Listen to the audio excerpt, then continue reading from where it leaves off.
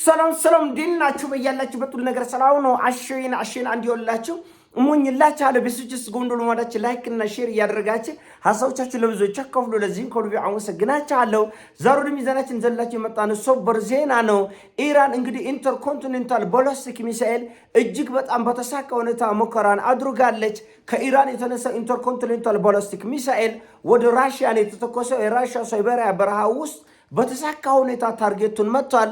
ይሄ ለአሜሪካና ለአውሮፓኖቹ እጅግ በጣም አስደንጋጭ እጅግ በጣም እኔ እኮ ተናግሬያለሁ። ባለፈ ለዶናልድ ትራምፕ ኢራን እንደበድባለሁ ብሎ ካኮበኮበ በኋላ እፍር ብሎ አንገቱ ደፍቶ የተመለሰበት ምክንያት እጅግ በጣም የተራቀቁ አደገኛ መሳሪያዎችን ኢራኖቹ ሊጠቀሙ እንደሆነ መረጃው ነው። ኔታንያሁ ነው በግሉ ይሄ ጦርነት ውስጥ ይራዘም ትንሽ ቆይ ታገሱ ጌቶች ብለ ያረጋጋል። እዚህ ነው እና ይሄን ኢንተርኮንቲኔንታል ባላስቲክ ሚሳኤል ማን ነው ማስቆም የሚችለው? ከአትሞስፌር በላይ እኮ ነው የሚወር። ከድምፅ ፍጥነት 12 እጥፍ የሚወነጨፍ ይሄ ባላስቲክ ሚሳኤል ከአትሞስፌር ወጥቶ ነው የሚወራ ማለት ነው። እና ይሄንን ማን ነው ማስቆም የሚችለው? ከዚህ በፊት እንደምታውቁት የኢራንን እጅግ በጣም የተራቀቁ ሃይፐርሶኒክ ሚሳኤሎችን የእስራኤል አይረን ዶም መቋቋም አውቅቶት ሲፎረካከስ አይታችሁታል። እና በጣም በሚያስደነግጥ ሁኔታ እጅግ በጣም ትልልቅ የእስራኤልን የሴኩሪቲ ተቋማት ሁሉ ያወደመበት ዓለም እጁን በአፉ የጫነበት የ12ቱ ቀን ጦርነት ዓለም እንደ ቲያትር ያንን ጦርነት ያየበት ከነዚህ ያነሱ መሳሪያዎች ናቸው። እንግዲህ ተመልከቱ። አሁን ደግሞ ኢንተርኮንቲኔንታል ባላስቲክ ሚሳኤል ነው። አጅሬው የጋሽ ሽብሩ አቶ ሽብሩ ወጥተው ምንድነው ያለት? ኢራን እኔን ለመግደል ሙከራ ጫፌን ብትነካኝ ሙከራ ራሱ ብታረግ ኢራንን ከምድረ ገጽ ላይ አጥፋለሁ። አሜሪካ ሳዳም ሁሴንን ሂዳ ገላለች። የሌሎች አገር መሪዎችን ሊቢያ ሂዳ ጋዳፊ እንዲሞት አድርጋለች። የተለያየ ዓለም መሪዎች እንዲታፈኑ፣ እንዲታሰሩ፣ እንዲገደሉ አድርጋለች። የሷ መሪዎች ከተነካ ግን አንድ ሰው ሁለት ሰው አይደለም አገር ይጠፋል። ለዚህ ነው ሰሞኑን የቻይና መሪ ወጥቶ ዓለም ወደ ጫካ ስርዓት ተሞልሳለች ነው ያለው። ዢጂንፒንግ ወጥቶ በቃ ዓለም እኮ አብቅቷል፣ አሁን የድሮ ይሄ ዴሞክራሲ ነው አብቅቷል፣ አሁን ወደ ጫካ ስርዓት ተሞልሰናል፣ ጉልቤ የፈለገውን የሚያደርግበት ነው። እንግዲህ ጉልቤ የፈለገበት የሚያደርግበት አቶ አሸብር ጡራንቆ ምንድን ያለት ከምድር ላይ ጠርጋታለሁ ኢራን የምትባለን አገር ከምድር አንድ ሰው እኔ ብነካል አሜሪካ የፈለገችን አገር መሪ አስራ እጅ ከወርጅ አስራ እንደ ሌባ ማሰር ትችላለች፣ መግረፍ ትችላለች፣ እንደ ጋዳፊ መግደል ትችላለች፣ እንደ ሳዳም ሁሴን መግደል ትችላለች፣ የፈለገችን መሪ መግደል ትችላለች። የሷ መሪ ከተነካ ግን ከምድረ ገጽ ትጠረጋል። ኢራን ላይ እንደዚህ ነው የፎከሩት። ለዚህ ነው ኢራኖቹ ሌትም ቀንም እንቅልፍ አጥተው እንዲህ ያለ የተራቀቁ መሳሪያዎችን የሚሰሩበት ምክንያት ይሄ ነው። የእንግሊዝ ፓርላማ ላይ ያሉ ሰዎች ሰሞኑ ምንድን ያለ የእንግሊዝ ፓርላማ ቢቢሲ ቀጥታ ያስተላለፈው ትራምፕ ዓለም አቀፍ ዱርዬ ሆኗል፣ ኢንተርናሽናል ጋንግስተር ነው ያለው ቃል በቃል ዓለም አቀፍ ዱርዬ ሆኗል።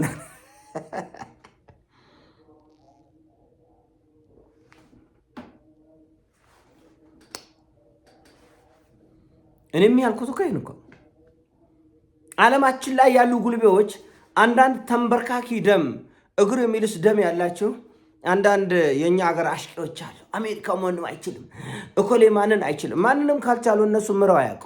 የኔ ጌታ እነሱ መቀጥቀጥ የሚችሉትን ኃይል ሁሉ አይለቁም።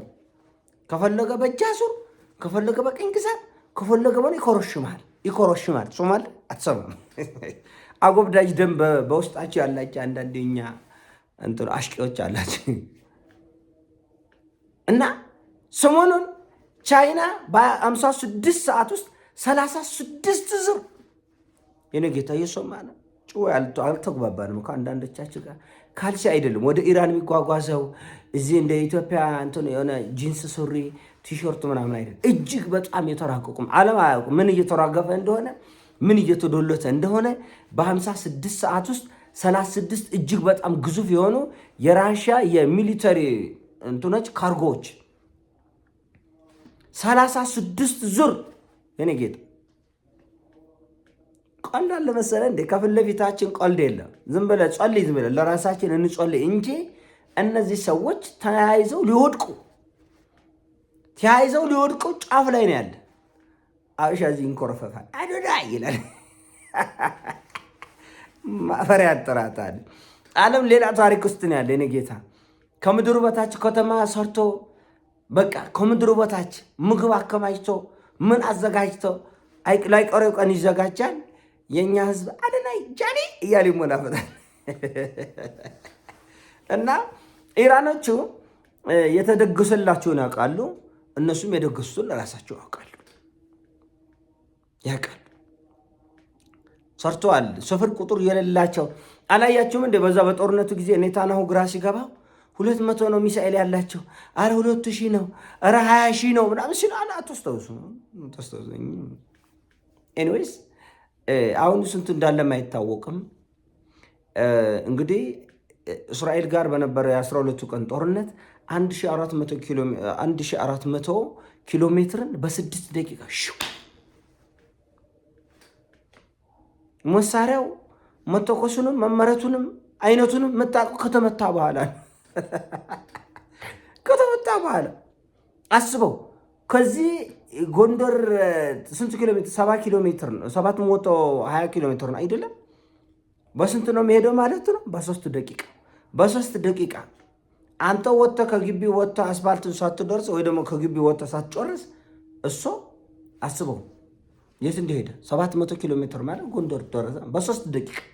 ያው ለማስረዳት ያክል ፈልጌ ነው። ደግሞ ጎንደር ልታስመታ ነው እንድንጥለኝ እዚህ ሀገር ፖለቲካ እኔ ከአቅሜ በላይ ነው። እና ይሄ ደግሞ ከዛ የከፋ ነው። አሁን ዛሬ ደግሞ ያስመረቀችው የሞከረችው ይሄ አይሲቢኤም ኢንተርኮንቲኔንታል ባሊስቲክ ሚሳይል ኒውዮርክን መምታት የሚችል ነው። ዋሽንግተን ዲሲ ድረስ መወንጨፍ የሚችል ከዛ የፈለገውን መጎልበጥ የሚችል አደገኝነቱ ደግሞ በላዩ ላይ ኒኩለር ወር ሄድ መሸከም የሚችሉ በመሆኑ በጣም አደገኛ ነው። በጣም አስደንጋጭ። ይኸውልህ ጭንቁ ቀን ከመጣ እኮ ነው። ጭንቁ ቀን ከመጣ ማንም ለማንም ይወጣ ይሳሳብ። ማንም የሆነ ጥርግ ማለት ከመጣ በኢራን በኩል ደግሞ ልታምኑም ላታምኑም ትችላላችሁ። 3ኛ ዓለም ጦርነት ይፈነዳል። ከዛ በኋላ የኛ ጉዳይ እግዚአብሔር ነው የሚያውቀው። ነፍሱን ይማርና ሰሞኑን እነዚህ አንድ የሆነ የተጫወታት ጭው የነበረችና ልጆች ጋር አሜሪካ ስትሄድ አንተ የአማርኛ ሊቅ ነህ፣ እነሱ እንግሊዘኛ ሊቅ ናቸው፣ በምን ትግባባላችሁ ሲባል በሊቀ መልአኩ አለ። እና የእኛም ጉዳይ የእኛን እንቆቅልሽ የሚፈታ ሊቀ መልአኩ ነው።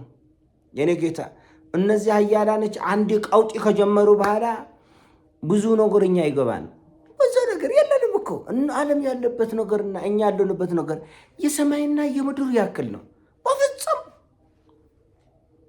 በፍጹም እኛ አሁን ስልክ እንደዚች መገርገር ምናምን ለዚች ለስልክ ስክሮል የሆነ ጫማ ከቻይና ይመጣል የሆነ ጅንስ ሱሪ ምናምን በቃ ሌላ ታሪክ ውስጥ ነው ያለነው። ዓለም ደግሞ እንደዛ አይደለም። ዓለም ያንን ካለፈ ሞት ዓመት አልፈታል። እና ወገኖቼ ትኩረት እናድርግ። ዓለም አቀፍ ሂደቱ ምንድን ነው እየሆነ ያለው? ዓለም አቀፍ ድሩዬ ነው የሆነ። አሁን ትራምፕ ሰሞኑን እኛን ምን እያደረግ እንደናተ እኔ ናይል ሲባል ለግብፅ ብቻ ነው ማቅ የግብፅ ሀብት ነው። እንዴት ግብፅ በረሃብ ትሞታለች? እንዴት ትዶርቃለች? እንዴት የሁሉ ድፋታ ምንድን ነው? ፈሪዎች በእውነት ላይ ሳይሆን በውሸት ላይ ተመርክዘው ቲፎዚ ያሰባል። ፍርሃት እኮ እውነት ካለ ለምን ግብፅን ማባበል ማሽሙኑ ለምን አስፈለገ? እውነታውን ያውቁታል አሜሪካኖች። አባይ ግድብ በእኛ ገንዘብ እንደተገነባ ያውቁታል። ግብፅን እንደማይጎዳ ያውቁታል። ሱዳንን እንደማይጎዳ ያውቁታል። ነገር ግን አሜሪካ የሆኑ አረቦቹ ተደራጅተው አንድ ሆነው ሌላ ቀውሶ ሳይፈጥሩብኝ በፊት ዓለም አቀፋዊ ጥቅሜን እንዳላጣ ሲባል የዚህ የጋዛ ጦስ 1.8 ሚሊዮን የምትሆነ የጋዛ ህዝብ መሬት አንቅጥቅጥ ስለሆነ እችን የጋዛ ጉዳይ ለማዳፈን ግብፅ ስለምትጠቅመኝ እኮ ነው። ፍርሃት እኮ ነው። እኔ ጌታ ዝም ብሎ አሜሪካኖች ኮሎኒ ፈራች ቀሎት ትፈራለች እንዴ? መውራት ማለት ምንድን ነው? አንድና ሁለት አለ እንዴ?